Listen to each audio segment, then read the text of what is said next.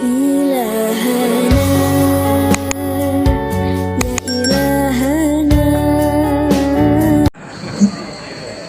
Assalamualaikum warahmatullahi wabarakatuh. Pemirsa YouTube, pada hari ini berketepatan pada hari Nisfu Sya'ban atau 15 Sya'ban, Madinah dengan tokoh-tokoh bersilaturahmi dengan salah satu anggota Komisi 3 DPR RI dengan Bapak Haji Raden Muhammad Syafi'i SH M Hum. Beliau sering dipanggil dengan kata Romo. Beliau adalah sangat bijak membela untuk kesejahteraan kepemimpinan negara kita ini.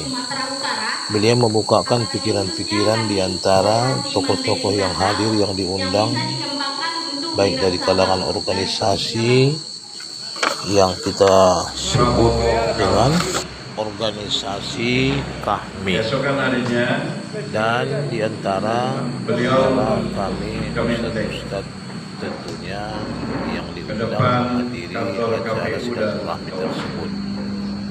Sangat berterima pada akal apa ungkapan-ungkapan berjalan pelan dan inilah sampai akhirnya ketemu dengan seorang anak muda yang lagi tergeletak berlumuran darah,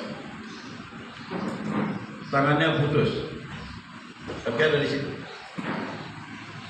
Melihat Prabowo yang di atas mobil buka kaca itu, dia langsung berdiri. Pak Prabowo terus berjuang sampai mati, saya mendukung Bapak. Pak Prabowo turun dari mobil. Dia peluk anak itu, dalam lumuran darahnya dia berteriak kepada anak itu, kau tidak boleh mati, hiduplah untuk orang tua, hiduplah untuk bangsa dan negara. Dia menangis dan meminta tim membereskan itu, yang luka diobati, yang meninggal bawa ke keluarga untuk dikuburkan. Tapi seperti biasa, dia tidak pernah mau satu kegiatan yang diekspos di media.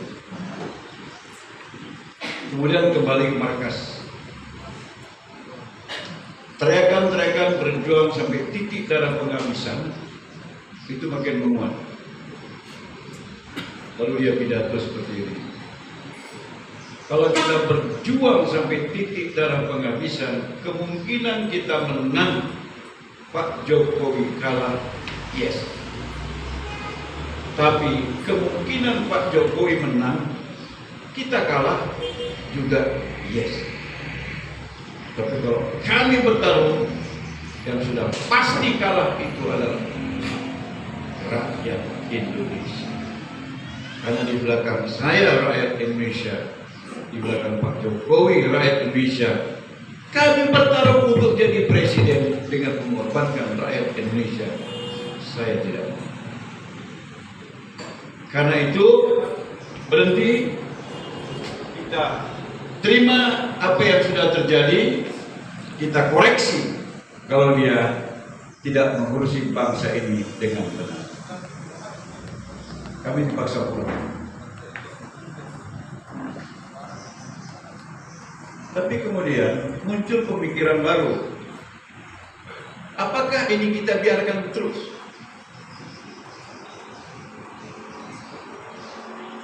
Kita harus kembali, karena kami sangat yakin dengan Bapak. Apa yang menjadi cita-cita Bapak itu juga telah menjadi cita-cita kami. Kita tidak boleh berhenti berjuang. Kita harus comeback. Kita harus kembali. Dari sini kita nangis semua ibu-ibu. Kenapa? Kita tahu dia sudah sangat letih. Calon wakil presiden bersama Megawati kalah. Calon presiden bersama Hatta Rajasa kalah. Kemudian kalah lagi bersama Sandi. Ini mau kita ajak berjuang lagi. Tapi dia kemudian mengatakan, kita bisa comeback kalau saya tidak mati. Karena gerakan ke arah itu sudah jelas. Kedua, kita juga tidak bisa comeback meski saya nggak mati, tapi nama baik saya dibunuh. Kita juga tidak bisa comeback, saya nggak mati, nama baik saya pun terpelihara, tapi usaha saya tutup. Karena saya tidak mau jadi presiden atas biaya orang lain.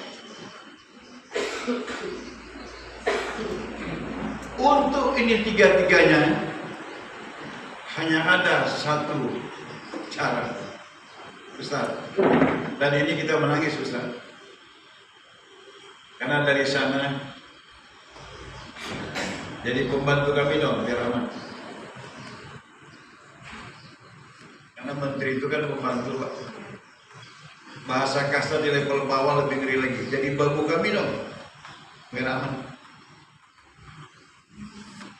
Kalau itu alamat kepada saya, Pak, saya nggak mau.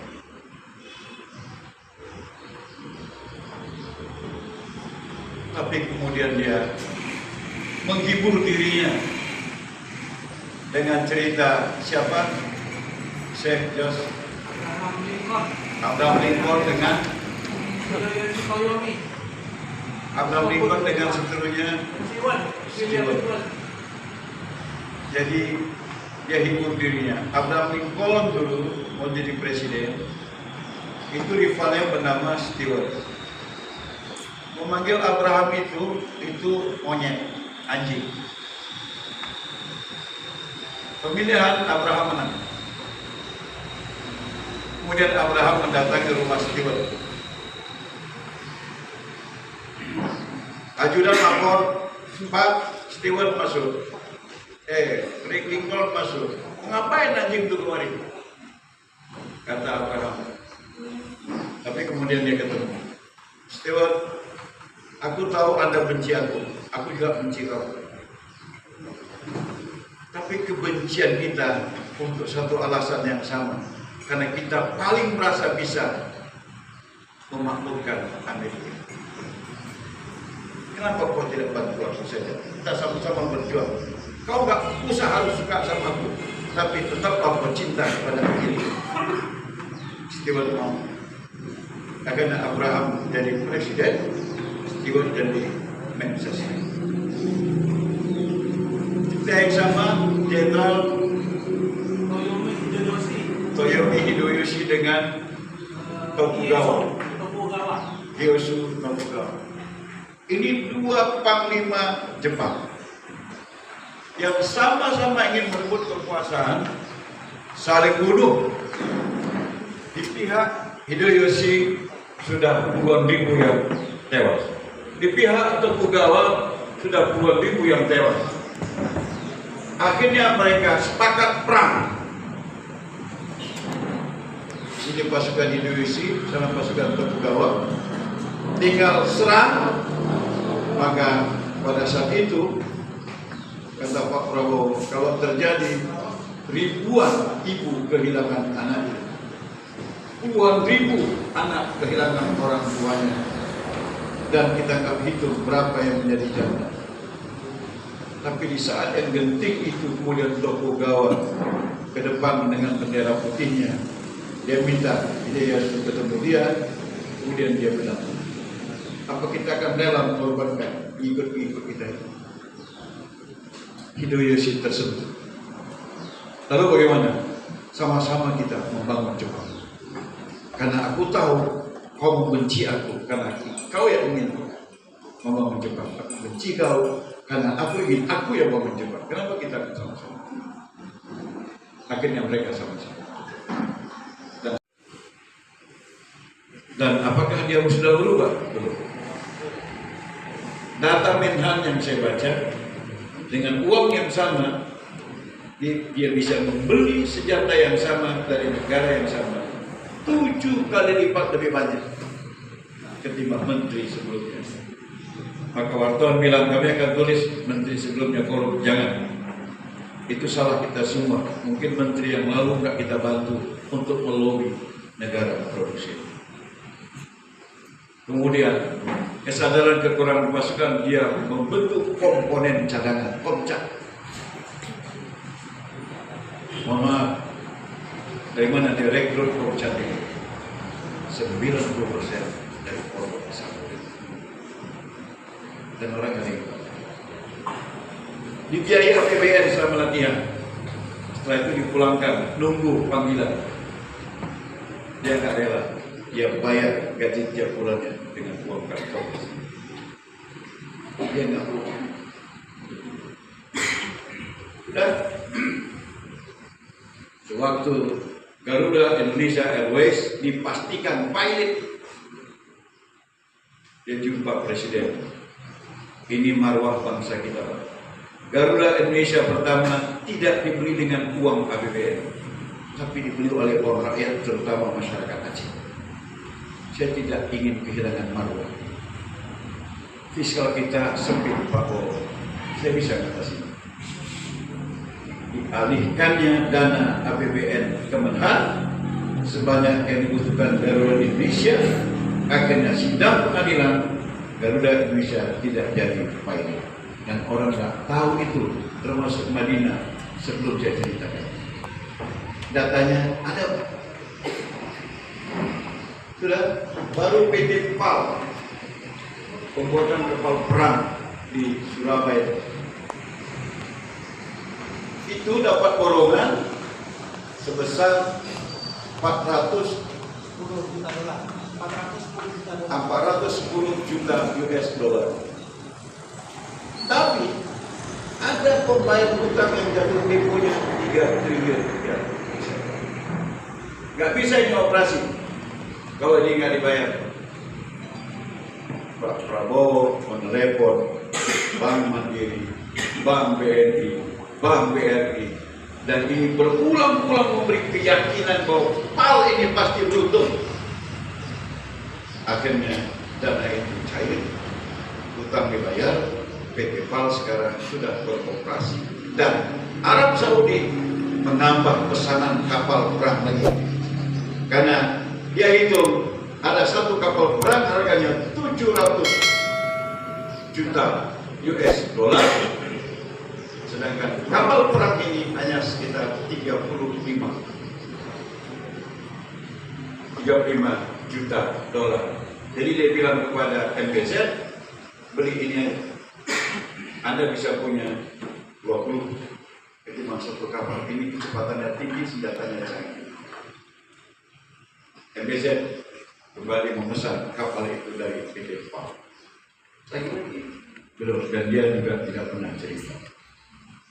Bagaimana pembelaan yang terhadap ulama? Bismillahirrahmanirrahim. 1 bulan beliau membagi-bagi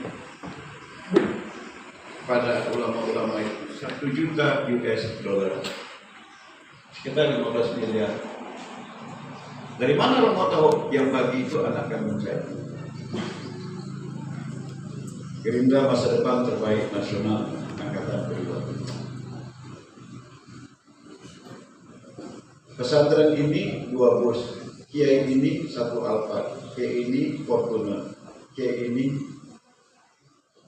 dan itu memang nggak pernah diekspos. Anak saya menunjukkan itu ketika marah.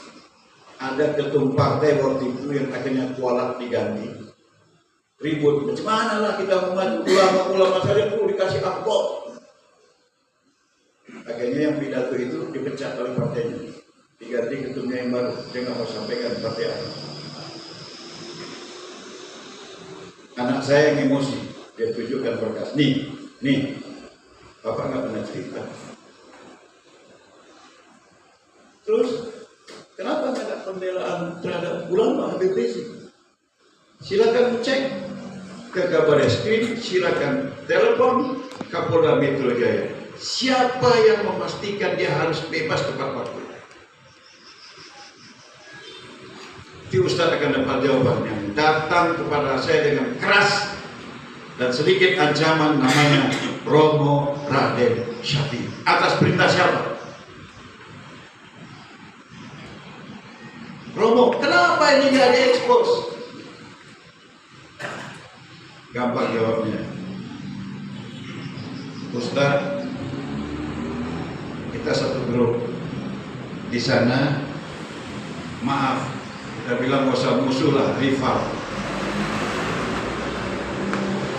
Saya baru bisa ambil barang yang di tengah ini kalau rival itu dukung saya. Saya kirim Ustaz ke sana. Apakah sana Ustaz kemudian di sana? Saya ini orang Romo, saya ini bela Romo, saya ini apapun yang Romo ini akan saya bantu. Pasti Ustaz untuk bisa diterima harus lebih dulu bisa diterima oleh kelompok rival. Inilah yang dilakukan oleh Prabowo Subianto. Contoh lagi. Sini untuk diserahkan kepada para alim ulama untuk menggiatkan minat membaca. Kalau minat TikTok sekarang sudah banyak, tapi minat membaca sekarang yang berkurang. Ini bukan buku politik, tapi ini buku ilmiah. Indonesia sangat kaya, tetapi kekayaannya tidak bisa dinikmati oleh rakyat kita sendiri. Judul bukunya Paradoks Indonesia. Sumber alamnya kaya, secara ekonomi kaya, tapi tidak merata. Yang kedua, buku kepemimpinan militer. Kita tahu salah satunya Jenderal Sudirman, meninggal di usia 33 atau 34 tahun, dan beliau itu Jenderal Sudirman adalah guru agama. Kalau kita sekarang menyebutnya ulama. Ya, kisah Jenderal Sudirman salah satunya yang ada di buku kepemimpinan militer tersebut. Jadi tokoh agama tapi juga tokoh pejuang. Karena pada saat Jenderal Sudirman bertempur sudah teka-teki kematian. Karena waktu pergi bergerilya paru-parunya hanya tinggal satu. Tidak ada obat, hawa luar biasa dingin di hutan. Tapi Jenderal Sudirman bilang ke Bung Karno, sebetulnya ini kalau saya cuplik sedikit ini sangat menarik nih, Ustaz. Bung Karno maunya waktu itu berunding. Tapi Jenderal Sudirman bilang apa? Bung Besar silakan berunding. Karena Bung Besar pimpinan kita. Saya panglima tentara, biar saya perang supaya dunia tahu bahwa masih ada perlawanan di Indonesia sehingga penjajah tidak bisa kembali lagi. Itu yang Jenderal Sudirman lakukan, berhasil, kita merdeka, Jenderal Sudirman wafat. Nah, itu salah satunya di buku kepemimpinan militer. Tapi buku kepemimpinan militer belum ada di toko buku.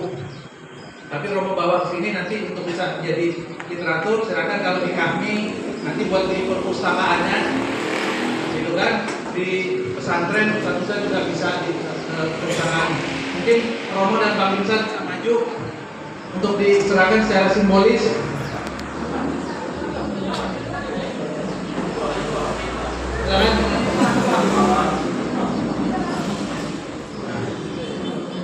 Silakan. Mohon diabadikan. Bawa aja.